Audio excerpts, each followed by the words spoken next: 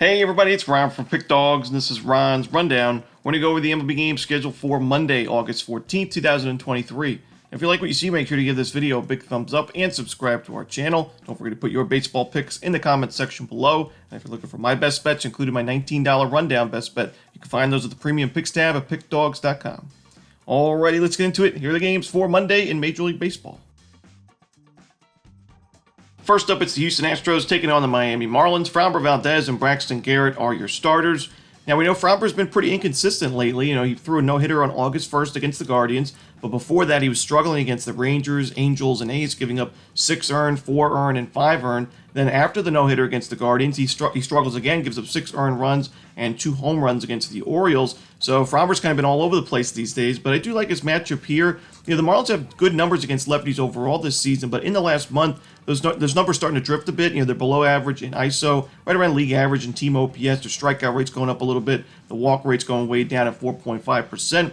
So I still like this matchup here for Framber. And Braxton Garrett, he struggled at Lone Depot Park this season. Most Marlins starters have preferred pitching at Lone Depot. It's more of a, considered more of a pitcher-friendly ballpark, but Garrett in 60 innings of work has a 5.4 ERA at home compared to 2.68 on the road, and it's not an easy matchup for him. He's facing Astros team that in the last month, number 2 in baseball in OPS against lefties, number 1 in ISO, a high walk rate and a low strikeout rate to go with it.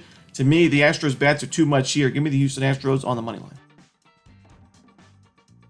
Next up, let's go to Citi Field as the Pirates take on the Mets. We're going to see Quinn Priester and Carlos Carrasco as your starters. Two starting pitchers that have certainly struggled in 2023. Priester at an 8.75 ERA. Carrasco not much better at 6.42. Now, I will say, though, even though Priester has struggled, I do think he has a lot of upside to his game. He is a young starting pitcher, only 22 years of age, and he's also, the Pirates are 3-1 in his last 4 games, so they're backing him up offensively. And, the top 10 in baseball in the last month in ISO against righties. Their team OPS isn't terrible. I think they have the better lineup in this matchup, and I also think they have the much better bullpen. Their bullpen's been one of the better bullpens in baseball in terms of expected numbers. The 4th best Sierra in the last 30 days, while the New York Mets an ERA just under 6 in their bullpen in the last month with not very good expected numbers to go with it.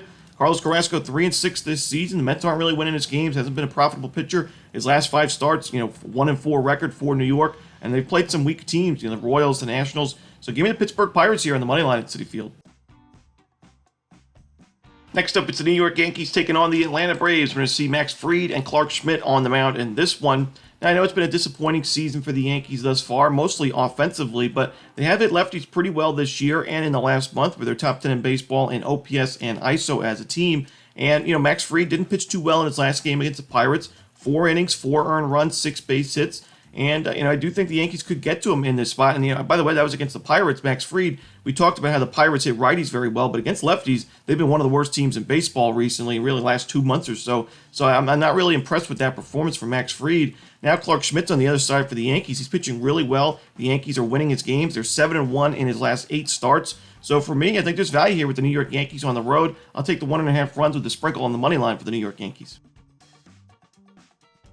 Next up, it's the Oakland Athletics taking on the St. Louis Cardinals. J.P. Sears and Miles Mikolas are your starters. I'm going to take a shot here with the Oakland A's on the money line. J.P. Sears on the road this season, a sub-4 ERA, right around a strikeout per inning, low opponent's batting average. I think he pitches well. The Cardinals have, good numbers against lefties recently, but I still think Sears can put together a solid outing. And Miles Mikolas at home this season at Busch Stadium, a 4.78 ERA. It's more of a, pitcher-friendly ballpark considered to be, but Mikolas has struggled there this season in 64 innings with a 275 opponent's batting average and only 52 strikeouts in those 64 innings. The Oakland A's, as the season's carried on, they've actually made some improvements offensively against righties, top 15 in baseball in ISO in the last month, and their walk percentage is also up there at 10.6%. I'm going to take a shot here with Oakland on the money line.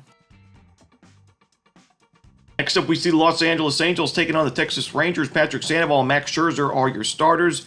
I like the Rangers here on the run line. I know it's a tough travel spot going from San Francisco back to Texas while the Angels get to stay in Texas after their Astros series, but still, Patrick Sandoval, a lefty who's had control issues this season with a lot of walks and 110 innings of work. The Rangers are a patient lineup, a good lineup against lefties, top 10 in the last month in ISO and OPS with a high walk rate to go with it. I think it's a bad matchup for Sandoval. I also think Max Scherzer pitching really well with his new team, his last start especially going deep in the ball game.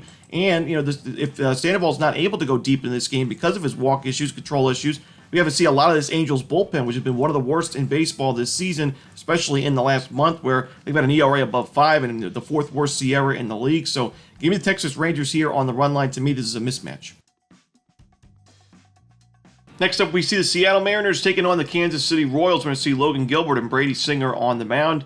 Now, I know the Royals have been more competitive, especially offensively, in the last couple of weeks, but I still think this is a really tough matchup for them. Going up against one of the hottest teams in baseball, one of the best teams since the All-Star break, and going up against Logan Gilbert has been really solid on the road this year. Another pitcher where, he's pitching at a pitcher-friendly ballpark, but his numbers have not been great at home this season with an ERA above 4. But like I talked about, on the road, 3.22 in 72 2/3 innings, a 221 opponent's batting average. I think he pitches really well in this game. And Brady Singer's been pitching well for the Royals, but his last start wasn't the best against the Red Sox. It was a tough spot to be in at Fenway Park, but this Mariners lineup has been strong against righties, strong against lefties in the last month.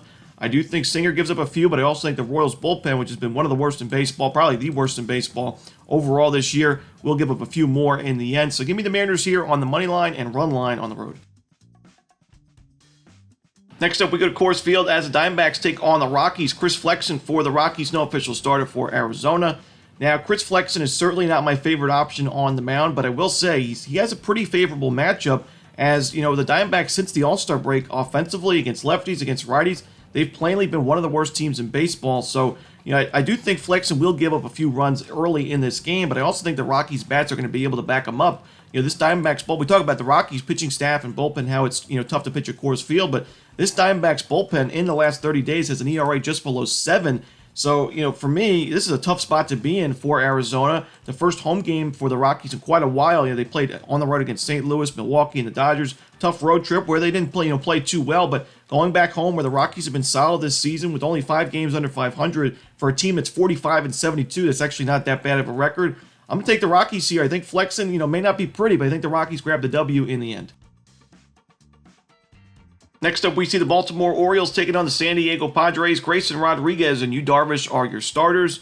Grayson Rodriguez, you still see that ERA at 5.84 on the season, but we know he is just not that same pitcher. He's not the pitcher he was at the beginning of the year. He's been so much sharper. His last 4 games, 3 earned runs or fewer in all those games. He's pitching deeper into ball games. His strikeout numbers have been okay, but his control's been really good. Not giving up a lot of sharp contact. That was one of the big problems with this game, giving up a lot of home runs, but no homers his last 5 starts. And he's faced some tough lineups. The Dodgers, the Rays, the Yankees, obviously not a great offense this season, but still, it's the New York Yankees. The Blue Jays on the road, the Astros his last game, so he's pretty much at a gauntlet of teams that he's faced. Now you're facing the Padres, a decent lineup, but a team that just finds ways to lose. Yu Darvish has been pretty good at Petco Park this season, but we know he's been super inconsistent. This is a very good Orioles lineup and a very good Orioles bullpen. I'm going to take the Baltimore Orioles on the money line.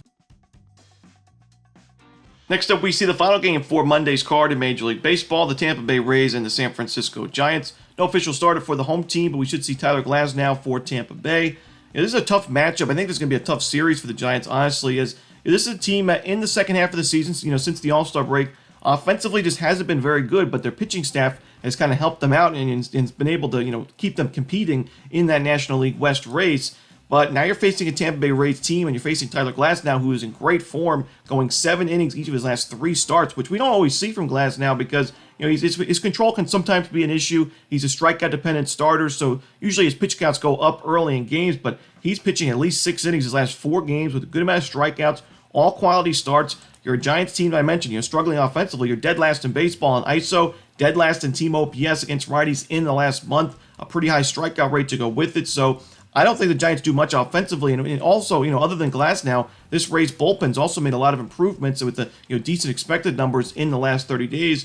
Another bullpen game for San Francisco. I just don't trust it here. Give me the Tampa Bay Rays on the money line and on the run line. And that's it. Those are the games for Monday in baseball. Hope you enjoyed this video. If you did, don't forget to hit that like button and subscribe. And don't forget to put your baseball picks in the comment section below. Again, if you're looking for my best bets, you can find those at Pick Dawgz Premium. As always, this is Ron Romanelli. Good luck.